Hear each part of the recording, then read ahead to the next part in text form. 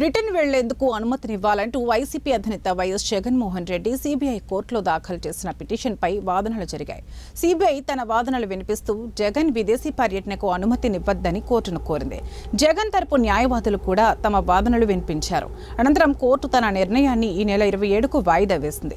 విదేశీ పర్యటనకు అనుమతినివ్వాలని కోరుతూ జగన్, వైసీపీ రాజ్యసభ సభ్యుడు విజయసాయిరెడ్డి వేర్వేరుగా నాంపల్లి సీబీఐ కోర్టులో పిటిషన్లు దాఖలు చేశారు. దీనిపై నిన్న విచారణ జరిగింది.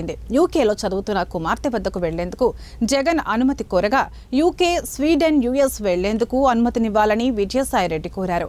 అక్రమాస్తుల కేసులో జగన్, విజయసాయిరెడ్డి A1, A2 నిందితులుగా ఉన్నారు. నిన్న వాదనల అనంతరం విచారణను నేటికి వాయిదా వేసింది.